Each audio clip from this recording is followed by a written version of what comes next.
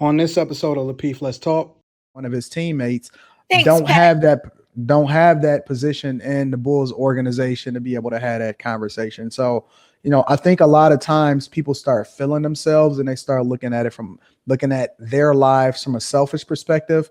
But loyalty is being there to move the chairs without even expecting to get called up to be a part of the starting line. You down for the calls, and then ultimately what it translates into is that you the one that was being groomed for the great position in the first place, because it took for you to be a great follower in order to understand what a great leader looks like. So a lot of times loyalty translates into the most successful people, but very rarely can you find people that understand what true loyalty looks like. It's riding for the cause, not necessarily for yourself, which may translate into you playing a greater position, but understanding that that cause is going to make sure everybody wins, not just you on an individual level. Our next topic, man, we're going to talk about loyalty. That word loyalty has been thrown around a lot lately. And I want to start off by asking you guys, what does loyalty look like to you? What does loyalty look like to you? Family, business, relationships, whatever. What does it look like to you? We'll start with you, Rilla. I got a couple thoughts on this. So I think about Pippen being in the. I know this should be for Sunday, but I think about Pippen being in the news a lot lately, right? It's like every other year something comes up that he's like disgruntled with Michael Jordan about. Like right now, it's the whole, Michael Jordan made 10 mil off the Last Dance documentary. And the rest of the Bulls teammates didn't make anything, right? But these guys won 6 championships together, and it seems like every time he speaks out against Jordan, it's just like a little bit more to chip away and diminish at the legacy that they built, right? So when I think about loyalty, I think about allegiance. I think about my time here in Chicago. One of the worst things that you could do was be a pancake. If you was in the street and you flagging one thing, you repping one thing, you down with, quote unquote, one set, and then you jump sides and you with another set or whatever, we call that pancaking, false flagging. That's one of the worst things you could be. I see you on the streets one day, you're a foe, or you one of the guys, you a mo. Next week I see you a GD. You're beating. And so, when I think about loyalty, I think about allegiance. Now, that allegiance may tie around ideology. There's usually a common bond that connects y'all together. But I also understand that, people fall out and things happen. It is what it is. But the one thing that you don't do is in the midst of all that is betray the family. So it's kind of like what Q was saying, like, hey, you could be vulnerable with me. I'll be loyal with you. You can share your deepest, darkest secrets, and I'll be loyal and not divulge that information to anybody or throw that up in your face, even in a heated argument. So that's the way I look at it. I look at loyalty as allegiance. Okay. Q, what does loyalty look like to you? Loyalty is respect, honesty, regarding family is definitely being honest and having your back in a time of need. Regarding friendship, I don't have a lot of friends because I don't really trust a lot of people that easily. So it's being there when you're silent, right? They know you best. I really believe that I truly would want a man to be more loyal to me than love me, if that makes sense. Regarding business wise, partnerships, like know the boundaries, know where my boundaries at regarding business wise and personal wise. So it's really depending on the situation, being respectful, honest, truthful, having my back. That's what loyalty is to me on all different platforms, honestly. Okay. Kayla, what does loyalty look like to you? Just in general, relationships, family, business, just loyalty.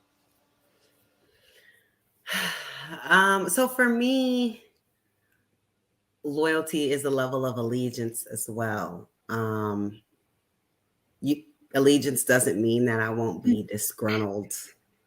Allegiance means I won't talk about it in the streets. But we definitely won't talk about it at home or in the office or wherever, you know what I'm saying? But it means that you have my back and you will never do anything to intentionally hurt me. Mm-hmm. Even if you have to make a decision that's best for you, meaning you may have to separate from me, you do that without hurting me. And you know what I mean? So to me, it's a level of respect and allegiance. And that's truly what loyalty is.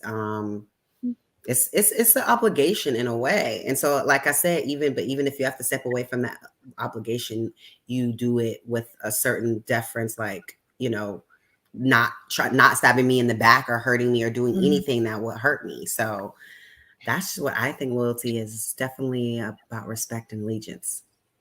Okay. Anton, what does loyalty look like to you? I don't know. The only thing I can really refer to is my chick. You know what I'm saying? It don't matter what happened, don't matter what's going on. She always gonna make sure that I come first, and she respect, every single thing about me. She's always gonna be dedicated and down. Matter of fact, I'll give you a perfect example, and I kind of illustrated this on my live stream the other day. Like, she was willing. She gave up everything in order to make sure that I was successful. A lot of times we like to equate loyalty to whether or not somebody talks about you afterwards, or if something goes wrong, are they going to say something negative to you or whatever, so on and so forth. Loyalty to me is much different, because it's holding someone down throughout the process, regardless of whether or not it's going to affect you or not. Right? It's being willing to make the sacrifices in order to make sure that somebody else is in a better position, and you understanding that them winning is y'all winning together. You know what I'm saying? It's a completely different type of commitment. Is buying into the vision and understanding that my success is our success.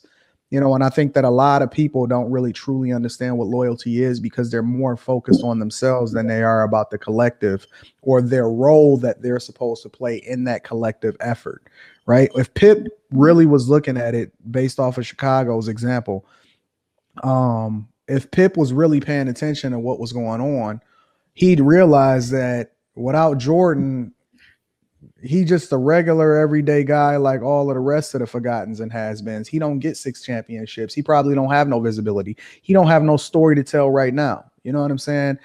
John Paxson, which was another one of his teammates, don't have that position in the Bulls organization to be able to have that conversation. So, I think a lot of times people start feeling themselves, and they start looking at their lives from a selfish perspective. But loyalty is being there to move the chairs without even expecting to get called up to be a part of the starting line. You down for the cause, and then ultimately what it translates into is that you the one that was being groomed for the great position in the first place, because it took for you to be a great follower in order to understand what a great leader looks like. So a lot of times loyalty translates into the most successful people, but very rarely can you find people that understand what true loyalty looks like. It's riding for the cause, not necessarily for yourself, which may translate into you playing a greater position, but understanding that cause is going to make sure everybody wins, not just you on an individual level.